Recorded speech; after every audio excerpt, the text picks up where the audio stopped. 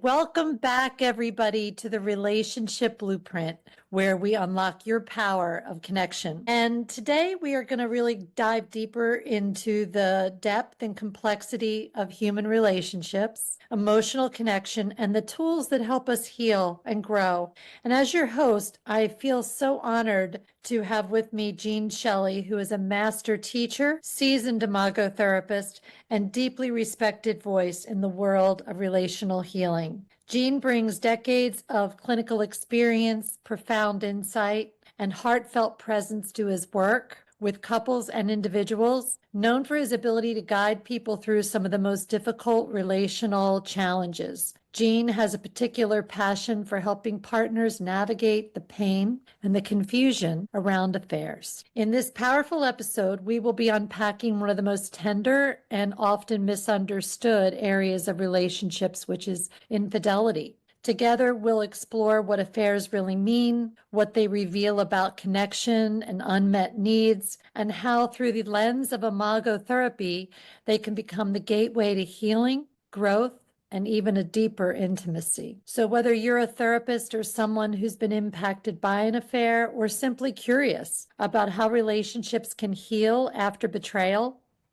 this is a conversation you won't want to miss. Let's dive in with the wise and compassionate Gene Shelley. Welcome, Gene. Okay, Coco, I'm honored. If I can accomplish all that you said, I would be a genius. Well, you are a genius. There's something that Gene and a couple other brilliant therapists did together, and it's called a signature series. And one Sunday, I was just really looking for something that I wanted to learn more and deepen my understanding. And so I took this 90-minute course online that Gene offered, and I was so struck by your compassion and understanding around this very tender topic. I really felt like it's so important for people to really understand affairs, because I feel like in our society, we judge them. We judge the people that have them. We do a lot of blame and shame, and the people that are in them suffer so much. So I'd love to explore this with you, Gene,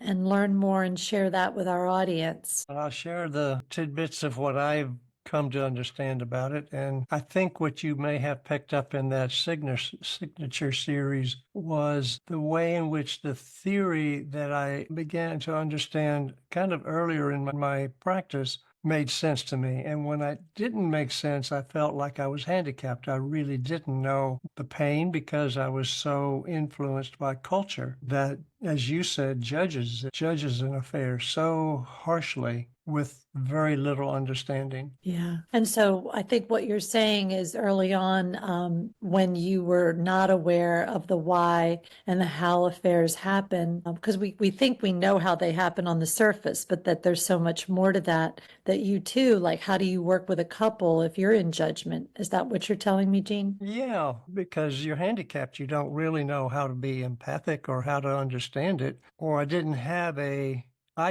framework of understanding that made it comfortable for me to work with. Yeah, and I think that's really, you just use the word framework, but that's a big takeaway for me, is how you described how the framework, how you see affairs, your understanding of affairs, how that informs your work and how you are able to work with the couple in a whole different way because of that understanding. Mhm. Can you tell us more about that? How did you come to this understanding, and what is your understanding? I don't remember at this point anymore who gave the first lecture that I began to grasp this, but I think it was Harville. And he connected the affairs to the developmental scale that I was very knowledgeable in and had a good grasp of. And when he did that, suddenly I had a framework. So for our audience, they might not know what you mean by the developmental stages or scale. Can you elaborate a little bit more? Yes, that there's in some sense, infants go through a stage of attachment when that's their primary activity and function. And when that succeeds well enough, they might begin to detach. And we often talk about that as the exploration stage, which is, I don't need you anymore, and I want to go and explore the world. Yeah. And Harville used to say, we do that in order that we can discover we need to attach again. Yeah. And that if you don't get to detach, you don't really understand and experience the joy of an interdependent where you can depend and not depend. Yeah. Yeah. So just for our listeners, so that attachment stage is like birth to 18 months. And that's when, you're taking delight in your baby, even when they're exhausting, but, you're smiling, you're really mirroring them into existence. And then after 18 months till roughly 3, they're exploring, they go away from you, but they look around and make sure you're there. So I think, what Gene's describing is this developmental theory in the context of how does this impact affairs? So tell us more. Well, let me rephrase some of what you just said, that in the attachment phase, if the parent is doing what you said, then the infant's experience will be internalized as it's safe and I really feel you, my caretaker, as a reliable object, and you're warm and you're there when I need you. Yeah.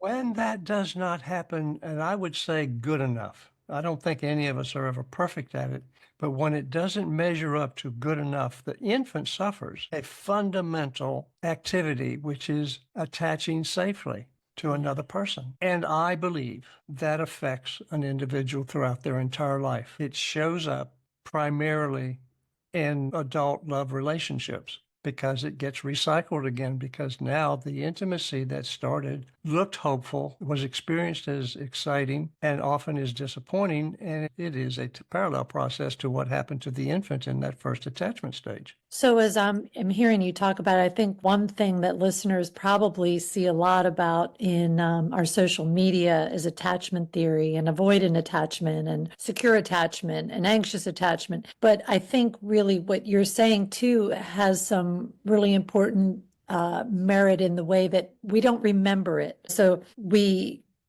have this experience, and let's just say that we're one of 7 kids and mom's doing the best she can and dad is too, but we're not getting those attachment needs met. We've had a relatively what we might call a good life, but what might show up in our relationships is that those attachment needs, as you said, weren't good enough. And so that it will show up later, but we won't have memory of it. Is that right, Gene? We won't have memory of it. We'll have an adaptation to it. Yes. And as you know, in our theory, we will talk about the 2 adaptations the attachment stage will make if it is not good enough. And probably there's a range of not good enough. Yeah. And to me, I think I've come to the earlier the wounds, I mean, in the first month or so, if the wounding of the lack of caring is there, it's a very traumatic experience for the infant. Of course, not known, not remembered, but resides in the hippocampus now and is motivating the individual in their relationships. Yes. Yes. So what are the adaptations? The first one is that if it's not good enough, I will avoid. I learned to do without. So I adapt by avoiding contact. Doesn't mean I give up longing for it. Just means I've adapted to do without. That would be what we would say on the minimizing side of the energy. You begin to constrict that and avoid. If you experience the attachment more as sometimes it was warm and good, but never enough. It's like the nipple is pulled away from you prematurely. You're left holding with kind of a clinging reaction, wanting it to hold on to. And so we had decided that adaptation toward a maximizing energy of trying to get it is clinging. And there's a sort of parallel to a later developmental that we might talk about in terms of isolation and pursuing. They're very similar, but less intense. I think about the early one because I think when the affair becomes known, often the regression that happens around that is very parallel to the infant's very early trauma experience. Can you tell us more about that? Which? Well, so that when the affair is found out, how does that look in the context of what you're sharing? Well, it's pretty catastrophic for most people. And sometimes it's even catastrophic for the one who is having the affair. But most of what culture does, I think, for us is identify the victim, and they see the person who did not act out, that this affair was done to them. While it may be experienced that way, I don't think that is the way in which the emotional world is really doing the act. So for me, the person who is having the affair perhaps has more investment in the relationship simply because they invest more energy and take more risks. It is not necessarily a statement, I don't want this relationship. They just are in pain, suffering, and don't know how to articulate it. There's nobody around that might challenge them. What are you experiencing inside? What is so painful to you? And the easy route, since we've already experienced romantic love, we know the joy of that affair becomes so easy. Yeah, because we all want to recapture that feeling, right? Of that joyful aliveness that people feel in that romantic love. And as we all know, if you've been married for a while, that those chemicals that originally were in there, all those endorphins, that they stop being produced. And so now we're more into the power struggle that every couple experiences, some bigger than others, right? But what you're saying is that the person that may be having the affair really may be truly suffering and not knowing how to articulate it, not maybe has articulated it, but it was ignored. Like, I really need more sex, or I really want more time with you, or whatever the issue is. And so there they are also in pain, right? Yes. Yes. But they're not allowed to be in pain because they've inflicted the wound, in our culture. Well, once they act out, but as you referred to, the relationship probably is in a power struggle by this time, without very little capacity to manage it and to reflect on it and to understand why. In Imago, we would say almost every couple ends up into a power struggle because you need to go through that in order to activate the longings of the child that did not get met, that now want to get met, and to bring it into a conscious way of relating. So in the affair, that's an easy out. Mhm. Aha, I'm getting my needs met. I feel really alive. Yeah, when I'm with this new person, I love all these feelings I'm having because, I'm back in romantic love. And what feels better than that, right? Because it's sort of like original wholeness. You feel so complete with someone else who makes you feel that way. That's obviously a deeper conversation because I'm not so sure the person makes you feel that way. You're probably just in love with aspects of yourself that you get mirrored by the other person. But That's that's right. not We for this love who we discussion. are, right? But we love who we are when we are in love, right? Yeah. I'm so much more energetic, and, the sex is better, and just the joyful aliveness of being in love is so captivating, right? So we Yeah. can understand why somebody would want to chase that. I think Yes. everyone could understand it. I hope so. Makes sense Yeah. to me. Yeah. Yeah. But what you're also saying is that although, once the person who's not getting their needs met or is searching for something, whether it's a longing, a lost part, that once they act out, then they become the perpetrator and then the other partner is the victim. And that's sort of how the culture sets it up. I think so. Yeah. Yes. And then, of course, a lot of the friends of the victim will say, get out. A lot of individual therapists will say, well, you're in a lot of pain. Why would you stay in this pain? Get out. And what I think is missing is a lack of understanding. How did this come about? And in most cases, can't say this 100% of the time, there is something in which both partners have participated in. Reminds me of a couple that I worked with for a period of time in their relationship, and they were very religious. The woman had spent a lot of time in spiritual direction with her rabbi, and she was very well known in their community. The couple was known for their commitment and their joy and what they kind of fidelity that they lived with and they were so looked up to. And then she had an affair, which blew her away and nearly destroyed the husband. I mean, he thought he was having a heart attack. Sure. The pain was so extraordinary because it was outside of their bubble that they had created for who they were. And she had given him plenty of signals that I'm in pain in our relationship. I think you're more wedded to your friends, to your business than to me. And we've got a handicapped kid. We've got so much going on. I need you. I love you. And the signs were all there, but nobody was listening to the pain of that. And so it was a real catastrophic.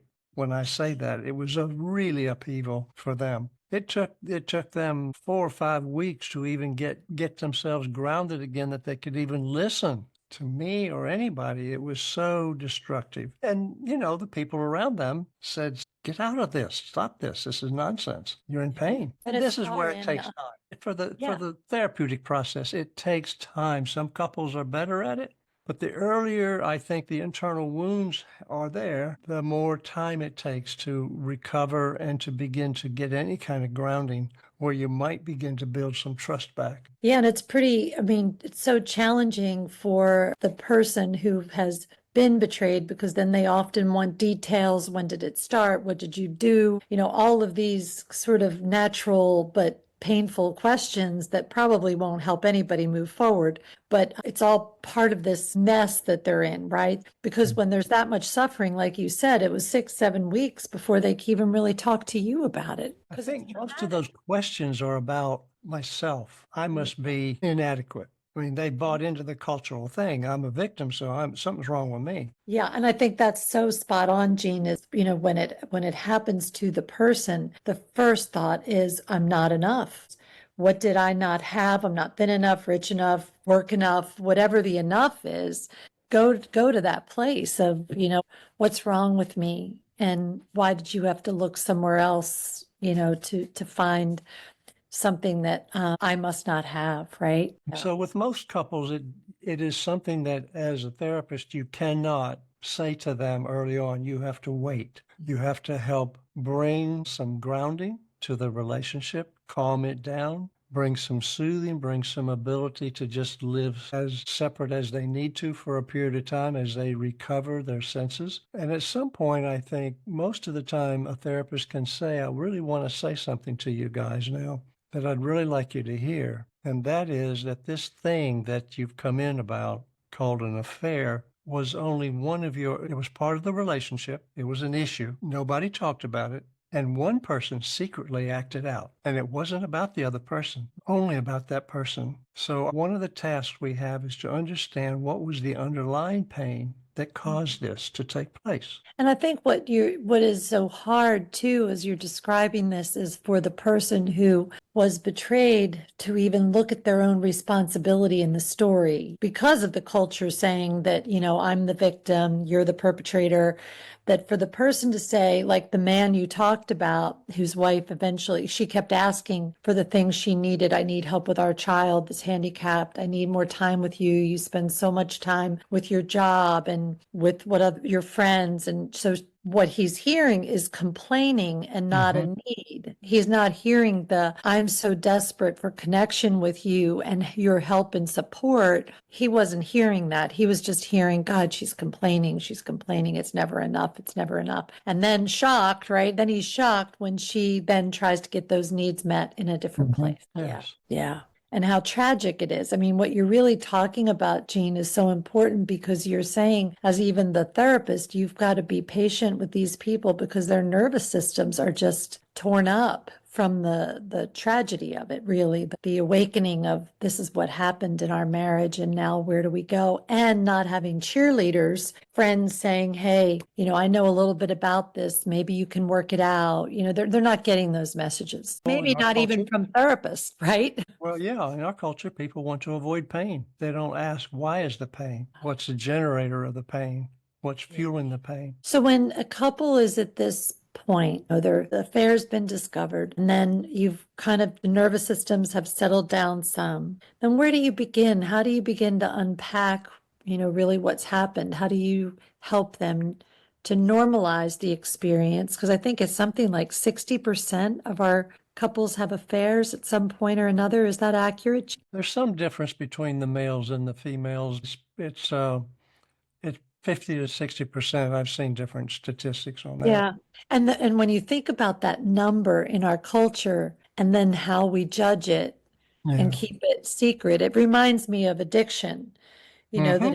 The idea of, something that is pretty common when you think of more than 50% of us on this earth have either had an affair or been a person who's been in a relationship where someone has betrayed them, and then we keep it in a closet and judge it, how does it ever recover and get better? And it's so true about addiction too. Just the more we hide things in our families, the more painful they become, and the shame gets bigger than the actual event or the addiction. You're right. Yeah. And then it even gets more complicated as therapists and the helping community starts labeling emotional affairs. Now it gets really complicated because there's a real lack of boundaries about what does that mean.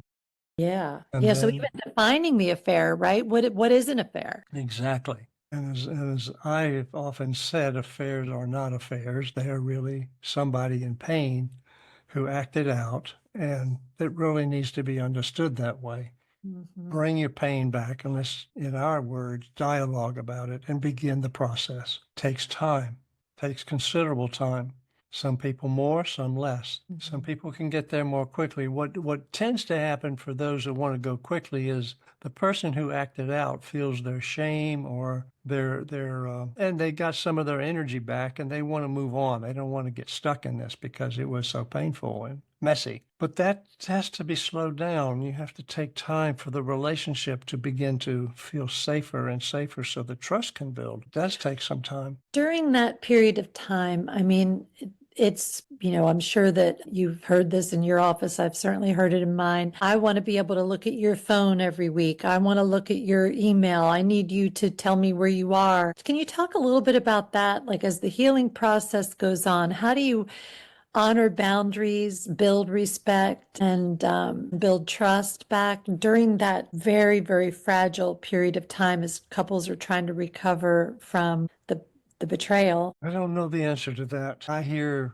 professionals all over the map on that one, which way to go. I tend to want to de-emphasize the getting details and being in control, that is masking real relationship, but I will engage you in dialogue. Let's have a dialogue about that. So the reason I want to look at your phone every what it will do for me, what it does, and if there's a real opening of compassion and understanding, then I think they might go through a period of time when that's applied to their relationship and the phone is offered, here, have a look. But it's in the service of, as all other healing parts of our understanding are, in the service of healing the rupture of the pain that you're carrying. It's not focused on the activity. Yeah. And I think too, when I've had couples in my office with this issue, when they kind of want that because they think, right, it's the masking, they think that's going to be what really makes them feel better. And then when it doesn't, I check your phone,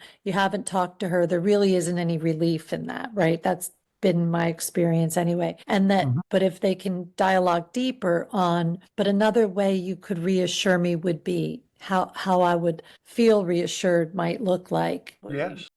That you text me a couple times a day and remind me that you do love me, and that will help heal me. And they play with that, right? Because maybe that won't work either, but it's less about being the private investigator, which I think also brings a lot of shame to the person who's doing the investigation, going through pockets and Well, yeah, I mean, it's an feeling like act a out of crazy their own person. pain.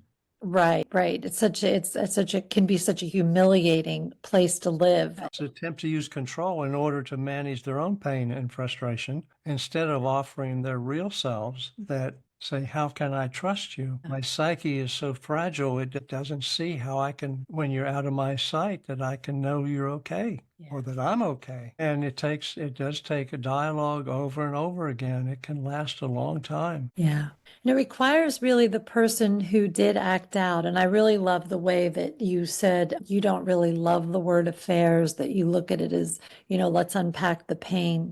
I think that's so important if we could reframe that for anyone that is in a relationship, because whether you're married or not married and you're in a relationship, betrayal is a scary thing in a relationship. So how do we demystify that and talk about that more in that lens that you're using, which is, wow, so I'm in this kind of pain around our relationship. And instead of complaining and shaming and blaming you all the time because you're never home or not saying anything, how do we talk about our pain together? And that would be more on the prevention side of how to protect relationships from affairs, right? To really Would be prevention, yes. But I think it's also true that that would be an ongoing conversation. Affairs are not the only pain in a relationship. Unfortunately, culture tends to elevate it as one of the major ones, and it's really not that much major than any other rupture in a relationship. Yeah, yeah.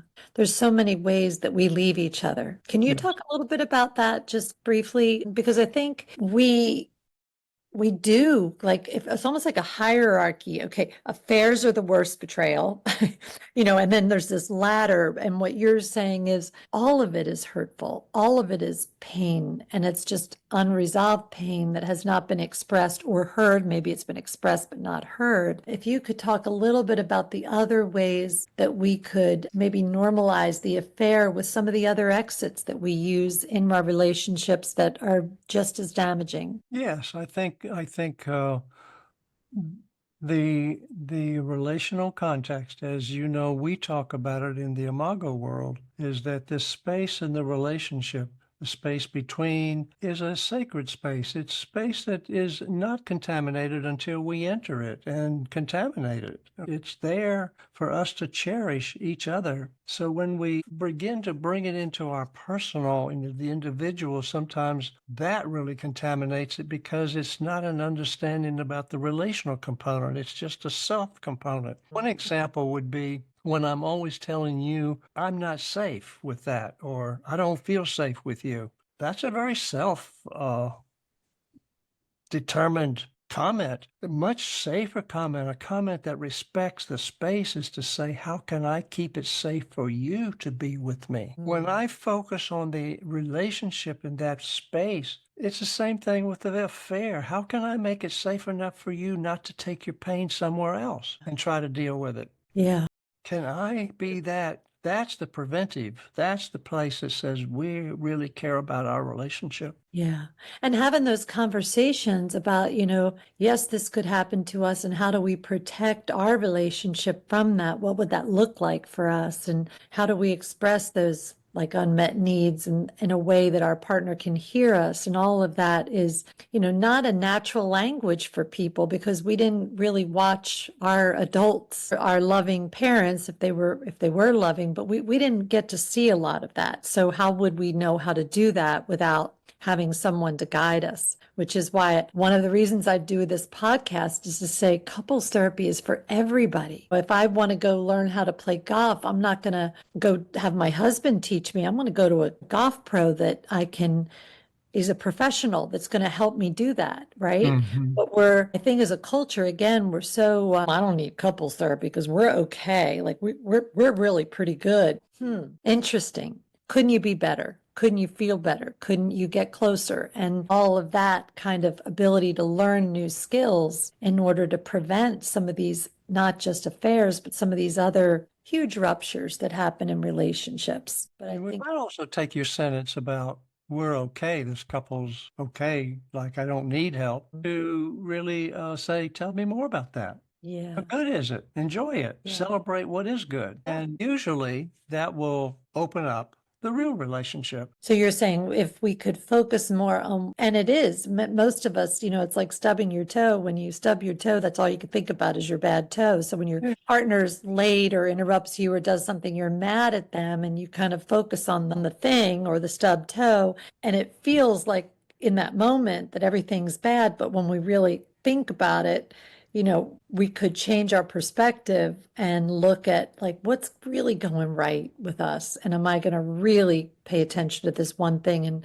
allow that to permeate everything else? Yeah. But it's a natural thing, right? That we focus, we have a negativity bias. We don't want to Mhm. have it. It's part of our human nature, but it's not very helpful. Yeah. So now the couple is with you. They're making progress. You've talked about unpacking the pain. Is there anything else that you would say to our listeners around this tender period of time that's very helpful in their recovery? Well, I was thinking to make mention of the fact that often when there is an affair, one that is not having the affair feels really abandoned. Now, that wouldn't be their language. They feel left. They feel your word was betrayed, these negative words, cheated on, all that kind of stuff, rather than really under that is that it will activate any kind of abandonment issues you had as a child. And Absolutely. then, all your defenses will come into play to protect yourself, and usually do that with blaming and criticizing the other for activating this pain. Yes.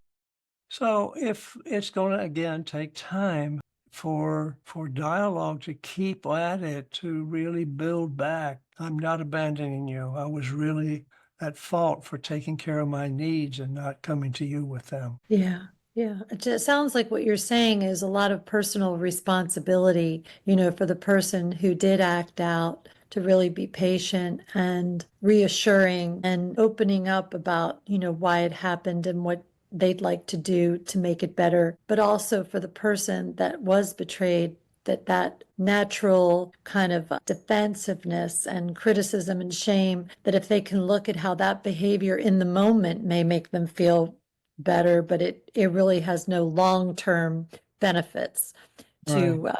to shame your partner and criticize them for acting out. It's really an empty an empty hole, Mhm. because it won't get you what you want. Right. Yeah, there's no real relief in it. I'm thinking about friends and family who then support the person who has been portrayed as the victim, how that really can keep them stuck in that Mhm. role as victim and not really be able to move on themselves. Even if they decide to leave the marriage, the bitterness, the pain around that, staying in that picture of victim is so unhealthy. Staying connected and taking the time to keep it safe enough to begin to reconnect. Part of the genius, I think, is that if they can get there and begin to own their own participation that led to the experience in their lives, that will be helpful. But Mhm. coming out of that, it is also important to begin to teach what boundaries look like. There's a temptation for boundaries to start being presented as black and white, and that's not true. That's really a myth, and it will cause people more pain in the future, and it will trigger. Some people are very sensitive to now that you've betrayed me, I've got to watch your every move. That's an activation of terror that's not really healed, and there's a need that underlies that. We need to help people understand you do like some people more than you like other people. You are drawn toward some people more than other people. And yes, you have married one person, but there are plenty of other people on the planet who would have made up the unconscious needs that you needed fulfilled. And you will be drawn to them. But boundaries are essential, that you can be drawn, but where's the limit? And that needs to be dialogued about also with the couple. Yeah, I think that's so important what you just shared, Gene, because if you're I'm just thinking about any marriage right now, how does the marriage on the front end protect themselves from that kind of vulnerability with boundaries? Can you talk a little bit more about? State that again. I'm thinking. Yeah, yeah. So I guess when a lot of things are Yes. percolating as Go ahead. we're talking, but what I was thinking about, if yes, naturally after the affair, we need to talk about those boundaries and what they look like. But I'm also thinking about like the prevention of the acting out. What we could really do as a couple on the front end is talk about how do we protect ourselves from this? What boundaries do we need to put in place that would really help support us? Because we are going to be attracted to other people and there's going to be vulnerable moments and we're going to get a lot of attention from this one or that. But what do we do as a couple to help us really understand that those boundaries that we can help each other with now can maybe really protect this sacred space, as we've talked about in Imago, that I exists think that between us. when you feel safe enough in the relationship, you're not having to protect anything. Yeah, I mean, I agree. I think that for me in my own marriage, I'm very careful about if I think someone's paying too much attention to me, how I need to behave, how I need to not feed that. And it has really nothing to do with my partner because he's not there or present, but that if I can make myself aware of other people's behavior and then not feeding into that, that that's an important boundary for me to set that protects the relationship. How do you set that boundary? By knowing what your needs are. Mm, Being Yeah, really aware that, am I vulnerable to attention? Well, I love attention, but I have a boundary on that. I know where it stops. yeah. But I think, you just brought up another percolating idea is that what if I don't really need attention, but if I did, I'd have That's a vulnerability. yeah, that's a vulnerability. Yeah. Especially, I think it's vulnerable in the identity stage of development, that we're very sensitive to being validated, mirrored, paid attention to by others. And if somebody really suffers with self-esteem or with their low esteem, they're very much more vulnerable to that. So Absolutely. knowing these things, so dialoguing and just communicating with each other about where our vulnerabilities are. How can I make it safe enough for you to be strong? How can I help you? Not control you. How can I be a participant without controlling, trusting instead? Yeah. Yeah. I really love that, Gene. And when we did, I just want to circle back to kind of a Mm-hmm. question we toyed with, which is, how do we define an affair? And I know that we're trying not to use that language, but it's the language of our culture. So when people talk about emotional affairs, for example, or reaching out to an old high school boyfriend on Facebook or girlfriend, like a lot of these different things now with technology have really changed the way people are connected and how they can be more vulnerable to a lot of things coming into that sacred space. So, do you typically have the couple talk about what would that mean for you? What is crossing the line, right? For some people it's I don't think I, as a therapist, introduce a lot of subjects. I let the couple, and then I may give them sentence stems that go there if that's where they're going. But I really want to honor every couple's different. Every couple has their own notion about what their relationship really should look like and be, and I want to honor that. Yeah, I'm thinking of a couple that wasn't married very long, and he was using porn, and she discovered it. And for her, she used the word almost as bad as being with someone else. And so what they ended up talking about is that they never really discussed that before they got married, about his desire to use porn occasionally. Like it was not a way that he didn't have sex with her or pay attention to her, but it was in addition to that. And yet it was Mhm. something she couldn't tolerate. So for her, it was huge. For him, it was not a big deal. So they talked about in my office how they kind of wish that they had cleared that up before they got married. Of course, it's not generally the kind of thing that you say, hey, by the way, this is off limits for me. But so what you're saying is in your office, like mine, you kind of work with what comes in the office. You don't create the Yes, problem for them. I would really Right. try to help her express what is it she's lacking that stirs up in her, Yes. that she Yeah. now projects onto porn something terrible. Yes. So again, we're having this unmet, what we would call unmet needs, or I call it longings from childhood that did not get fulfilled, being acted out in this adult form. So I think what I'm hearing today from you, who you have such a lovely, compassionate idea about these unmet needs and excuse me, suffering from emotional pain. And that Yes. what couples really need to do is get really honest, don't they, with themselves about their emotional needs, their unmet needs, their longings, and their pain. Again, I want to say, I want them to hear you don't have to do this. You're invited to do this at the level that you are at. You may not go as deep as your neighbor. You may not go as deep as somebody else or as I have. You will go at your own depth. It is my job to hold it safe enough for you to reach what's satisfying to you and your partner. So, Jean, before we close today, is there anything that we haven't talked about in the context of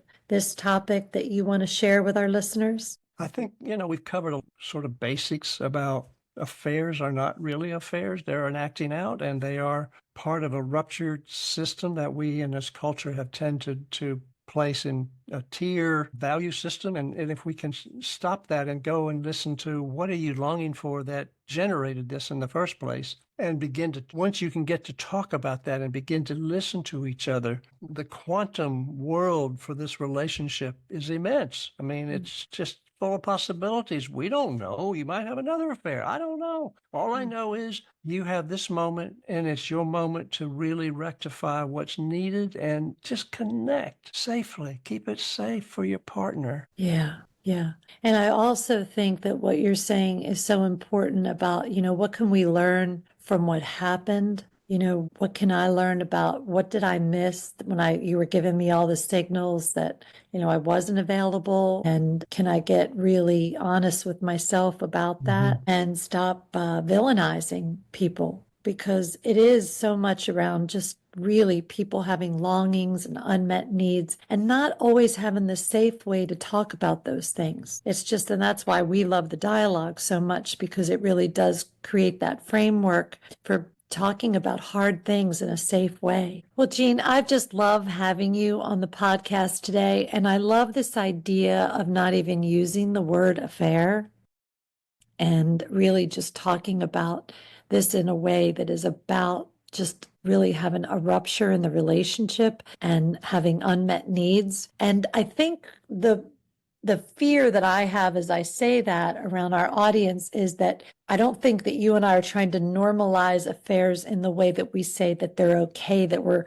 saying that it's just fine if that happens. We're not saying that. We are saying that when it happens, it's really like that alarm system of the relationship, it didn't get its needs met. And if we can look at it that way and stop villainizing and shaming and blaming, then we have a lot of hope for recovery. Because what I've seen is couples actually thrive after the affair when they do this work. Yeah. It's possible. Absolutely. You said it so well. It's possible. Well, Gene, thank you so much. And I want to thank our listeners today for being part of the Relationship Blueprint. We will be back in 2 weeks with another episode. There's a little vacation for us coming up, so I can't wait to see you then. And we're going to sign off for today. Have a wonderful day.